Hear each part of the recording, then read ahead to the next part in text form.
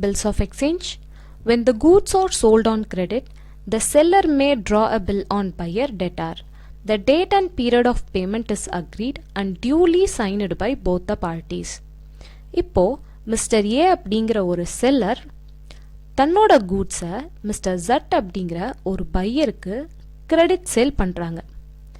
இப்போ மிஸ்டர் ஏவோட book of அக்கவுண்ட்ஸில் மிஸ்டர் ஜட்டை டெட்டார்னு ரெக்கார்ட் பண்ணுவார். அதே மாதிரி மிஸ்டர் ஜட்டோட புக் ஆஃப் அக்கவுண்ட்ஸில் மிஸ்டர் ஏவை கிரெடிட்டார்னு ரெக்கார்ட் பண்ணுவாங்க. ஸோ கிரெடிட்டுக்கு சேல் ஆர் பர்ச்சேஸ் பண்ணியிருந்தோம் அப்படின்னாவே அந்த particular debtor or creditor name தான் ரெக்கார்ட் பண்ணிட்டு வந்திருந்தோம். இதை பேஸ் பண்ணி தான் நம்ம ஜேர்னல் என்ட்ரிஸ் பார்த்துருந்தோம். ஆனால் இப்போ நம்ம பார்க்க போகிறது பில்ஸ். அதாவது செல்லர் ஸ்பெசிஃபை பண்ண டைமுக்கு பேமெண்ட் நடக்கணும்னு ஒரு ரிட்டன் எவிடன்ஸ் டாக்குமெண்ட் கிரியேட் பண்ணுறது தான் இந்த பில். இந்த பில்லில் அந்த பையர் அண்ட் செல்லரோட நேம், எப்போ அவங்க பேமெண்ட் பண்ண போகிறாங்க, அப்புறம் அவங்களோட சிக்னேச்சர் இதெல்லாம் இருக்கும். அப்போது பில் பேஸ் பண்ணி டிரான்சாக்ஷன் நடந்துச்சு அப்படின்னா இந்த செல்லர் ஆர் பையரோட புக் ஆஃப் அக்கவுண்ட்ஸில் அந்த டெட்டார் ஆர் கிரெடிட்டாரோட நேமை நம்ம மென்ஷன் பண்ண மாட்டோம்.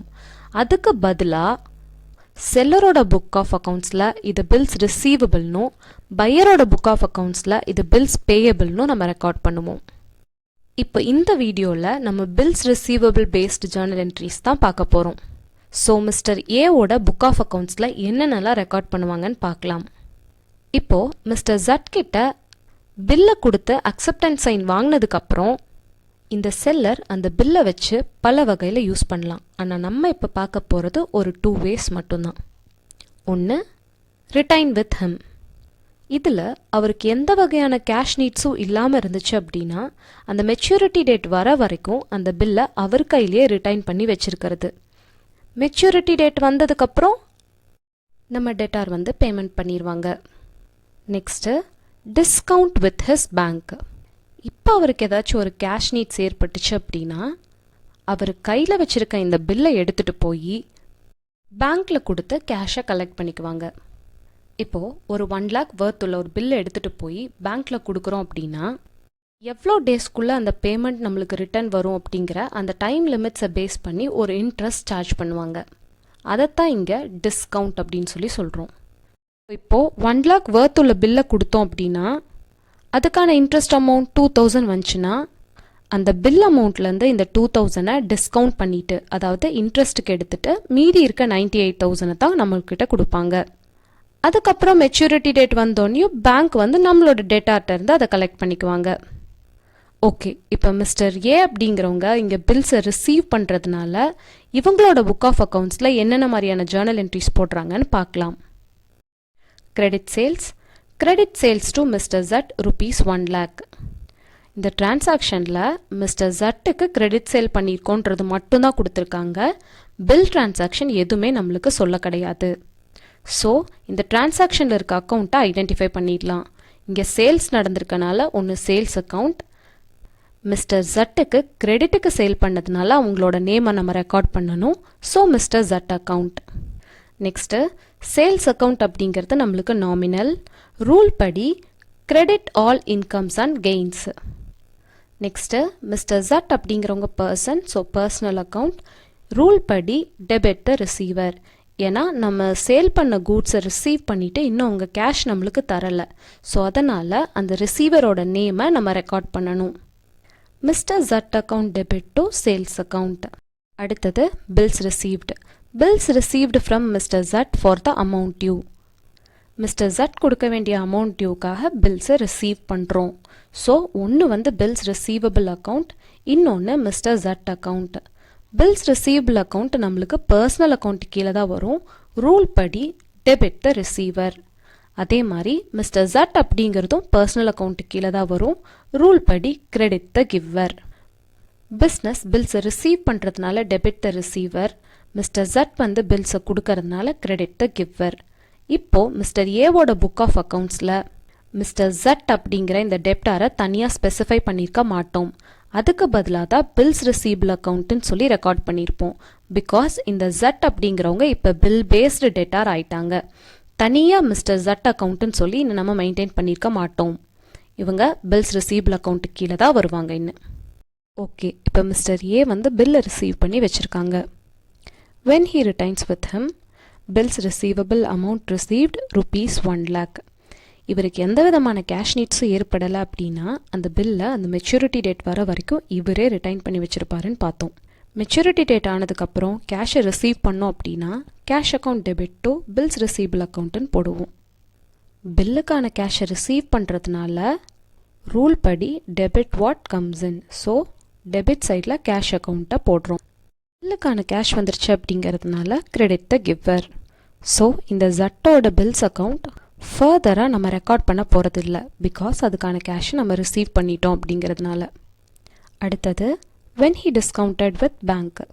இப்போ அவருக்கு கேஷ் நீட்ஸ் ஏற்பட்டுச்சு அப்படின்னா இந்த பில்லை பேங்க்கில் கொண்டு போய் டிஸ்கவுண்ட் பண்ணுவாங்கன்னு சொல்லி பார்த்தோம். அதுக்கான டிரான்சாக்ஷன் தான் இது. Bills received from mister Z discounted with bank. நம்ம ரிசீவ் பண்ண பில்லை தான் பேங்க்குக்கு எடுத்துகிட்டு போகிறதுனால ஒன்று பில்ஸ் ரிசீவபிள் அக்கௌண்ட் போடுவோம், இன்னொன்று பேங்க்கில் கொடுக்கறதுனால ஒன்று பேங்க் அக்கௌண்ட், இன்னொன்று அந்த அமௌண்ட்டுக்கான இன்ட்ரெஸ்ட் எடுக்கிறதுனால discount account. Next bills receivable account அப்படிங்கிறது நம்மளுக்கு பர்சனல், ரூல் படி கிரெடிட் த கிவர், பிகாஸ் இந்த பில்லை நம்ம பேங்க்கில் கொடுத்துட்டோம். அதனால் பில்ஸ் ரிசீவபிள் அக்கௌண்ட்டை கிரெடிட் சைடில் போடணும்.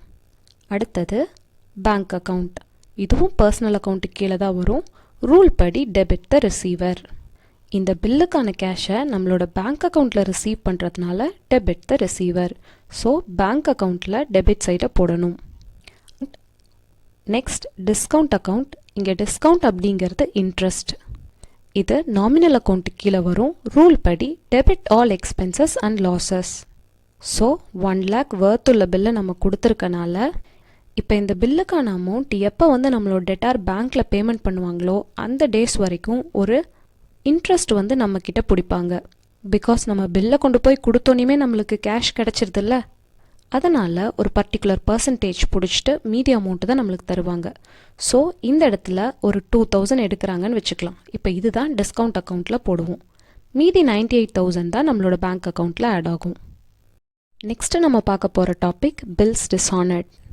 இப்போ நம்மளோட டெட்டார் அந்த மெச்சூரிட்டி டேட்டில் பேமெண்ட் பண்ணாமல் விட்டுட்டாங்க அப்படின்னா அந்த பில்லு டிஸானர் ஆகிடும்.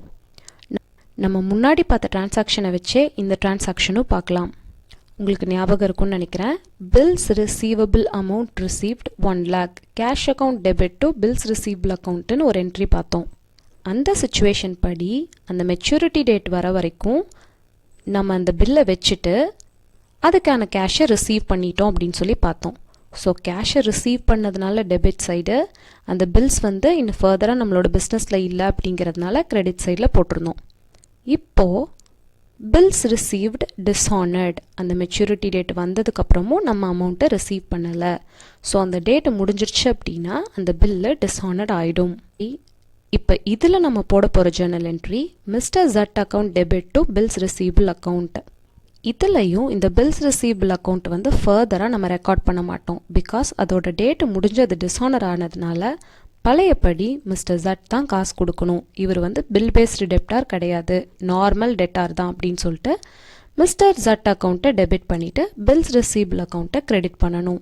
போன டிரான்சாக்ஷன்லேயும் சரி இந்த டிரான்சாக்ஷன்லேயும் சரி பில்ஸ் ரிசீவபிள் அக்கௌண்ட் கிரெடிட் சைடில் தான் ரெக்கார்ட் பண்ணியிருந்தோம். ஏன்னா போன டிரான்சாக்ஷன் பொறுத்த வரைக்கும் அந்த பில்லுக்கான கேஷை ரிசீவ் பண்ணிட்டதுனால இன்னும் ஃபர்தராக பில்ஸ் ரிசீவபிள் அக்கௌண்ட் நம்மளோட பிஸ்னஸில் இல்லை அப்படிங்கிறதுனால கிரெடிட் சைடில் போஸ்ட் பண்ணோம். இப்போது இந்த பில் டிஸானர் ஆனதுனால இப்போயும் வந்து இந்த பில்ஸ் ரிசீவபிள் அக்கௌண்ட் இன்னும் ஃபர்தராக நம்மளோட பிஸ்னஸில் இல்லை.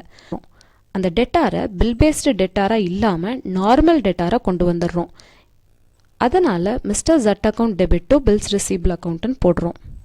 சரி, இப்போ இந்த பில்லுக்கான மெச்சூரிட்டி டேட் வந்தோடனையும் ஒன்று கேஷை ரிசீவ் பண்ணாவோ இல்லை அந்த டேட்டில் பில்ஸ் டிஸானர் ஆச்சுனாவோ என்ன ஜர்னல் என்ட்ரி போடுறதுன்னு சொல்லி பார்த்தோம். இனி அடுத்தது இந்த பில்லை கொண்டு போய் பேங்க்கில் கொடுத்துட்டு அதுக்கான கேஷை ரிசீவ் பண்ணிட்டு வந்தோம். அதுக்கு bank account debit, discount account debit to bills receivable அக்கௌண்ட்டுன்னு சொல்லி போட்டோம். பில்லை கொண்டு போய் கொடுத்துட்டு அதுக்கான கேஷையும் ரிசீவ் பண்ணிட்டு வந்துட்டோம். இப்போ இந்த பேங்க் தான் நம்ம கொடுத்த பில்லுக்கான கேஷை நம்மளோட டெட்டார்ட்டேருந்து அந்த மெச்சூரிட்டி டேட்டில் கலெக்ட் பண்ணணும்னு உட்காந்துருக்கும். அப்போது அந்த மெச்சூரிட்டி டேட்டில் நம்மளோட டெட்டார் அந்த கேஷை கட்டலை அப்படின்னா பேங்க் யாரோட சட்டையை பிடிக்கும்? திருப்பி நம்ம சட்டை தான் பிடிக்கும். நீ தானே உன் டெட்டார் காசு தருவான்னு சொல்லி பில்லை கொடுத்துட்டு போன, இப்போ அவன் மெச்சூரிட்டி டேட் ஆகிடுச்சு, அவன் கொடுக்கல, நீ தான் கொடுக்கணும்னு சொல்லி நம்ம தலையில் தான் வந்து விழுகும்.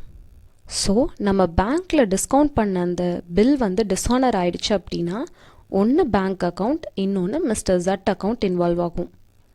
பேங்க் அப்படிங்கிறது பர்சனல் அக்கௌண்ட், இங்கே ரூல் படி கிரெடிட் த கிவர். அதே மாதிரி மிஸ்டர் ஜட் அப்படிங்கிறவங்களும் பர்சனல் அக்கௌண்ட், ரூல் படி debit the receiver. Bills receivable இங்கே டிஸ்ஹானர் ஆனதுனால இன்னும் ஃபர்தராக நம்ம பில்ஸை ரெக்கார்ட் பண்ண போகிறது இல்லை. அப்போது இங்கே மிஸ்டர் ஜட் அப்படிங்கிறவங்க நம்மளுக்கு நார்மல் டெட்டார் ஆயிட்டாங்க. இன்னும் அவங்க தான் நம்மளுக்கு கேஷ் தரணும். ஸோ மிஸ்டர் ஜட் அக்கௌண்ட்டை டெபிட் சைடில் போடுறோம். பில்ஸை கொடுத்துட்டு தானே பேங்க்லேருந்து கேஷை வாங்கணும். பில்ஸ் டிஸ்ஹானர் ஆகிடுச்சு, நம்மளோட டெட்டார் போய் கட்டாதனால இப்போ நம்ம தான் அந்த அமௌண்ட்டை பேங்க்கில் கட்டணும். ஸோ பேங்க் அக்கௌண்ட்டை கிரெடிட் சைடில் போடணும். இந்த இடத்துல மிஸ்டர் ஜட் அப்படிங்கிறவங்க நமக்கு டெட்டார், பேங்க் அப்படிங்கிறவங்க நமக்கு கிரெடிட்டார். பிகாஸ் நம்ம வாங்கின கேஷை நம்ம தான் பேங்க்குக்கு கொடுக்கணும் அப்படிங்கிற ஆப்ளிகேஷன் இருக்கிறதுனால. So mister Z account debit to bank account.